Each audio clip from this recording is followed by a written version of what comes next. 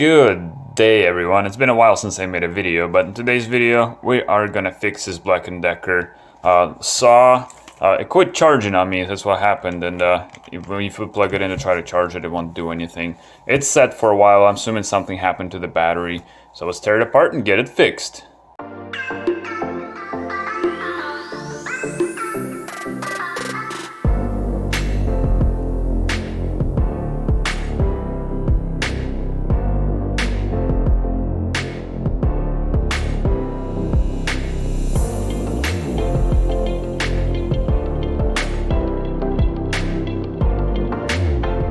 So the first thing you'll have to do is take all the screws out. It's all the way around. So I'll do just that, and we'll see where we get.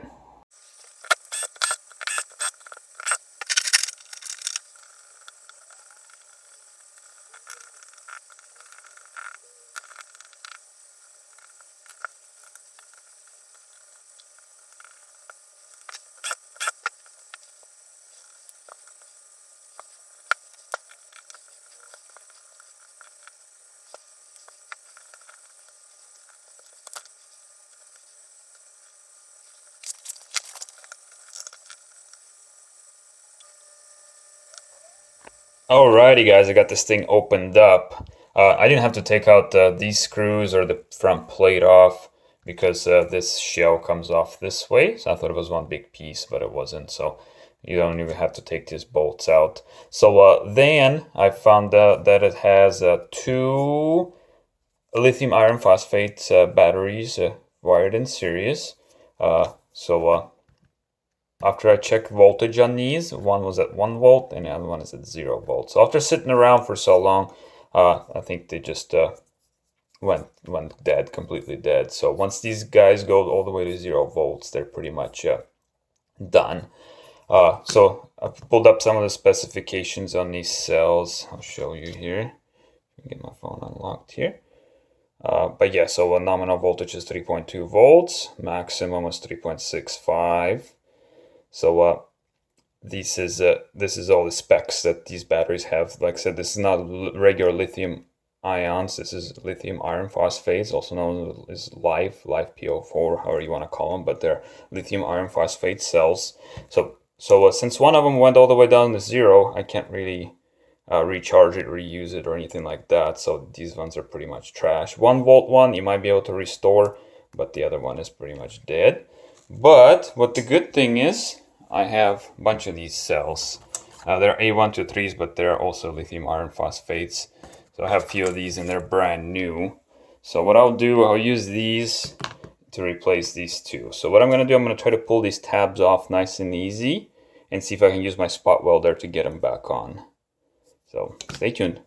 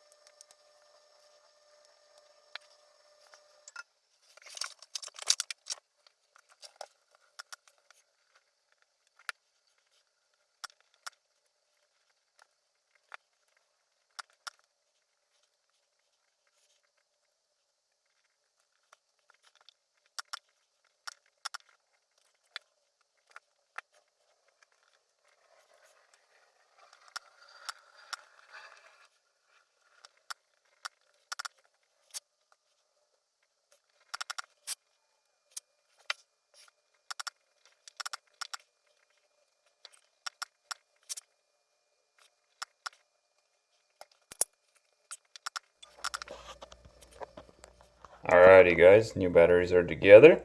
I just took these tabs off real careful from these old cells, and I used just my DIY spot welder to get them on. You can buy spot welders, but I made my own. It's out of the just a relay and some wire and stuff. But anyways, yeah, you can use spot welder, or you can use just a regular soldering iron right there. What you have to do, just kind of put a little solder, but keep in mind if you put lots of heat on top of the cells when you use a soldering iron, that sometimes it could degrade them a little bit. But I mean, you could do it. There's no problem whatsoever.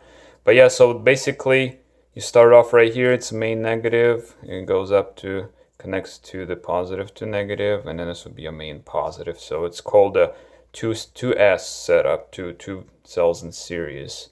There are new cells now, each one of them is 3.4 volts versus the old ones. One was at 0, one was at 1 volt, so they're junk. 1 volt one you might be able to rescue, but the 0 one is complete junk. So, but yeah, so that goes back into here.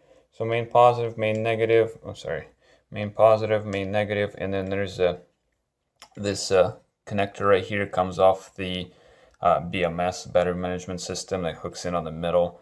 I'm assuming so the battery management system can balance these, and this would not let the cells charge, because once they go below a certain amount, battery management system shuts down the whole pack. So I'm gonna get everything reconnected and get everything back together and see if it will work and then if it will charge.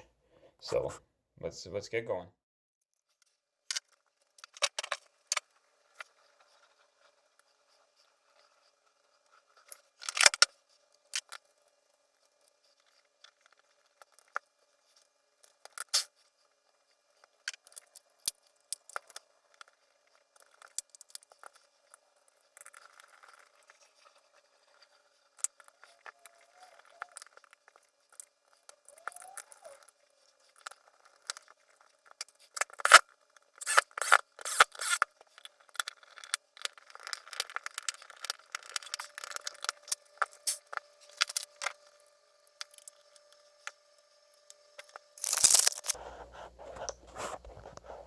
Alrighty guys, it seems to be working there. Tested it, there you go. Plugged in the charger, make sure it was charged. There's no light or anything that indicates that it's charging, so but hopefully it is. It should be, because I mean, it's a whole new battery set and everything in there. It is running now where it didn't before, so that's a big improvement already. Yeah, I wish that was I would be able to restore these cells. It would have been a lot easier to just charge these up and it would be good to go. But now one of them was completely dead, so it was best to be replaced. So basically like new now. This tool, it was like you only use it a couple times. It just sits around so long and cells just drain themselves down all the way, so it turned to junk.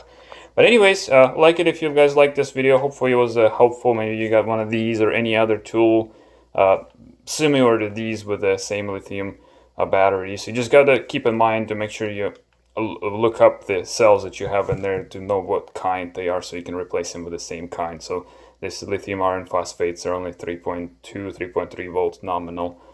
So they're a little different from the regular lithium ions. They're 3.6, 3.7, sometimes even 3.8 nominal. So those ones are a little higher voltage. So you want to replace them with the same kind, so the BMS charges them properly.